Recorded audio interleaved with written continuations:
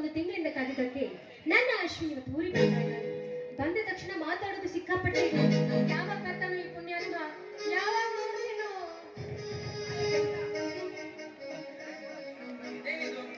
ನಮ್ಮ ಯುವರಾಣಿಯವರಿಗೆ ಈ ಯುವರಾಜನ ಒಂದೇ ಒಂದು ಫೋನ್ ಕಾಲ್ ಓದಿದಷ್ಟೇ ತಡ. ಇಷ್ಟು ಅವಸರವಾಗಿ ಈ ಪಾರ್ಕ್ ಹತ್ರ ಬಂದಿರೋದನ್ನ ನೋಡ್ತಾ ಇದ್ರೆ ಏನಮ್ಮ? ಫೋನಪ್ಪ, ನಿನ್ನ ನೋಡಿ ಎಷ್ಟು ದಿವಸ ಆಯ್ತು, ಏನಕ್ಕೆ ಸುಮಾರು ಹತ್ತತ್ರ ಒಂದು ತಿಂಗಳಾಯ್ತು. ಅದಕ್ಕಾಗಿ ನೀನ್ ಬಂದ್ಯಾ, ನೀನ್ ನೋಡ್ಬೇಕಂತ ಅನಿಸ್ತು, ಅದಕ್ಕೆ ಫೋನ್ ಮಾಡ್ಕೊಂಡೆ. ಈ ಒಂದು ತಿಂಗಳಲ್ಲಿ ನೀನ್ ಇಲ್ಲಿದ್ದ ಸಂದರ್ಭದಲ್ಲಿ ಏನಾಯ್ತು ಅಂತ ಅಂದ್ರೆ ಏನಾಯ್ತು ಅರ್ಪಿತಾ? ಅಲ್ಲ ಕಣೆ, ನಾನು ಊರಲ್ಲಿ ಇದ್ದಾಗ ನಿನ್ಗೆ ಯಾರಿಂದಾದ್ರೂ ಏನಾದ್ರೂ ಪ್ರಾಬ್ಲಮ್ ಆಯ್ತಾ? ಹಾಗೇನಾದ್ರೆ ಈಗಲೇ ಹೇಳು.